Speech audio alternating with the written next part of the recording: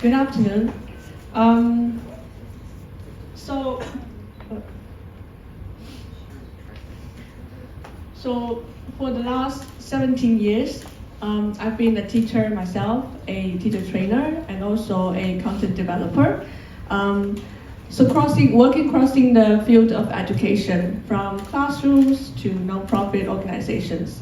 So today my mission is to create curriculum and support volunteers to empower underserved children around China. My journey didn't start with a grand plan. It all began with very small actions and small moments of connection that taught me the power of seeing and caring in many different ways, and also sometimes in very small ways. Let me take you to Genman. I don't know if you've heard of it. It's in China. Anyway, it's a very small town on the border of China and Burma. It is home to the Wa and Dai minority group. The students there, even though they are in grade 6, they didn't know the English alphabet. Although English was a compulsory subject, they didn't have English teachers there. So my colleagues and I decided to start an online English teaching program.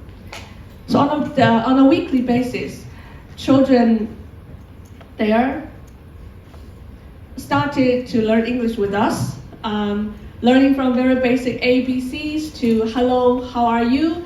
And even to the basic utterances that children in Shanghai might already be very familiar with when they are in kindergarten.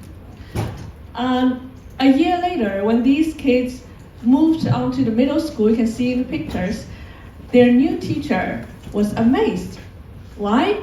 Unlike the other students, these kids can produce full sentences in English, and their pronunciation sounded natural, almost effortless. You can't imagine, right? So we interviewed them, we get to learn about them, and we found out that it's because of the learning process they had received for the past year. When I heard this, I was just so moved. And I thought I didn't do much. Then I realized it's just kind of the small actions I did. For example, like just making sure the classes happen on a weekly basis, getting the teacher materials ready for each class week by week. They actually can add up to big changes. And these kids don't just learn English, they also gained confidence, curiosity, and a sense of possibility of the future. And it all started from a very, very small decision to care. But teaching in the rural areas isn't just about the academics. It's more about understanding the lives these children lead. For example, in one of my classes, I can still remember very vividly that I heard in the background, there are cows mooing. So I asked, what was that sound? Was that cows? And the student just casually said, yes, teacher, I was herding cattle. And my cows are taking English classes with me. It was just amazing. And there was another class, so I had the online class, and I saw from the students' camera very clearly that the students was on the move. So I asked, are you on a motorcycle? And the student said, oh, sorry teacher, I will be home very soon. So I just went to help out with the firefighting team to put out a mountain fire nearby. It was just their routine, and they take it for granted. But for us, it's just so remote and alien, right? And there was also another time a girl didn't show up to class. And then we found out that it was because she was the only person at home that could take her younger sister to the hospital. Her parents were working somewhere else in a big city. And that was during the COVID years. So all these moments tells me that these are just a few examples of the children we help, and for all these years we have, so our organization has helped like over 129,751 children around China. And their stories showed me that education doesn't just happen in the classroom. It is more about meeting where the students are, understanding their life struggles, and showing that they matter.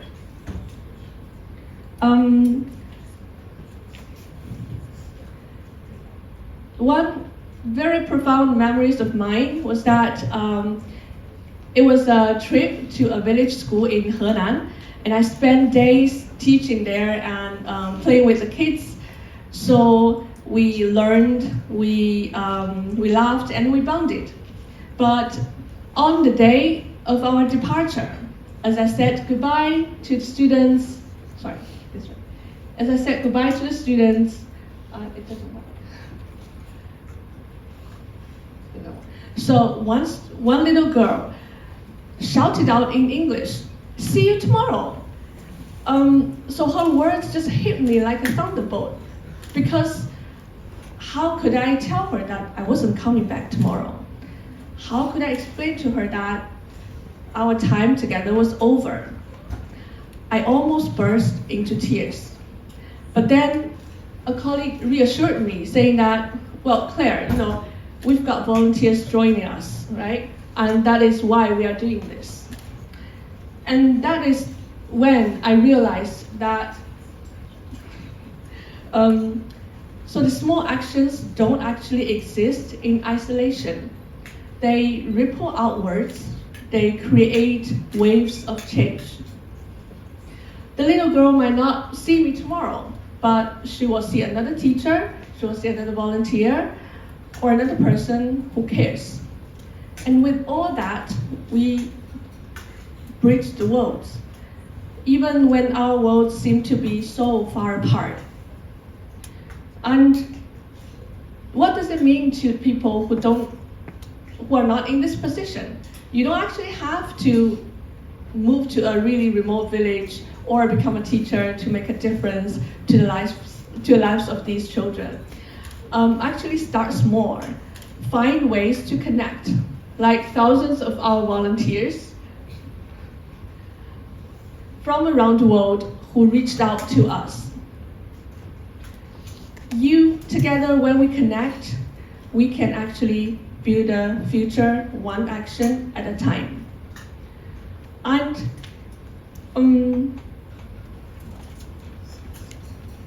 when the students feel they are seen, they feel being understood.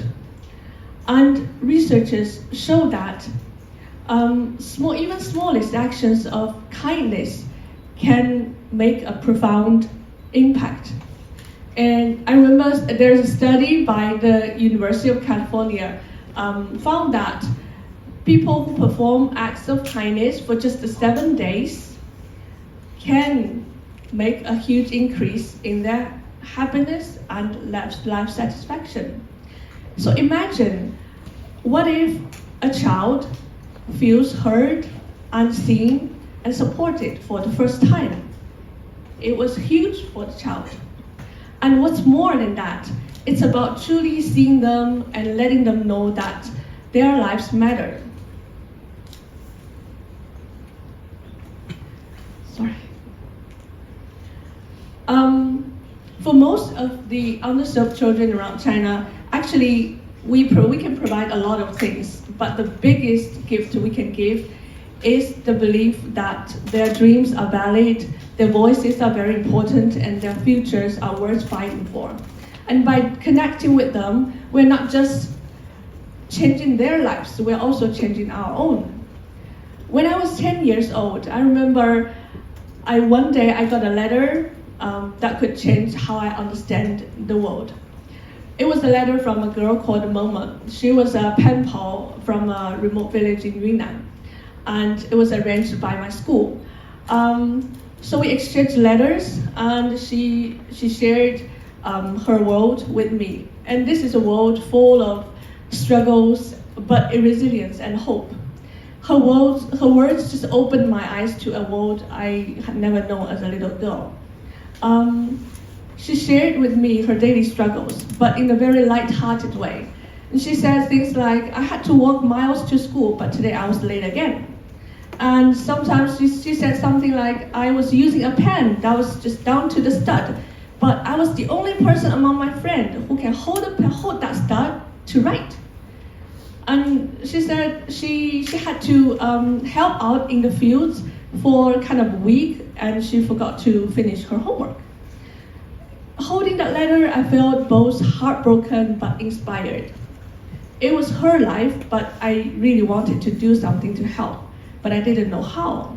And my mom suggested that I can send her some of my lucky money from every spring festival. So I did, and I felt that was meaningful, and as if I was making a difference. But over time, something changed.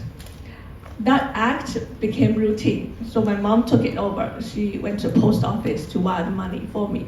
I didn't have to do that, so I lost that connection. But years later, now, I realized that connection isn't just about giving, it's more about being present for them. When I was little, my small action affected one little girl. But now I join hands with many more people, and together we don't just change their lives, we create opportunities for their future. So my last note, every child deserves a chance to thrive. And it all starts with us. Every one of us has the power to make a difference. So let's take action, one small step at a time. Thank you.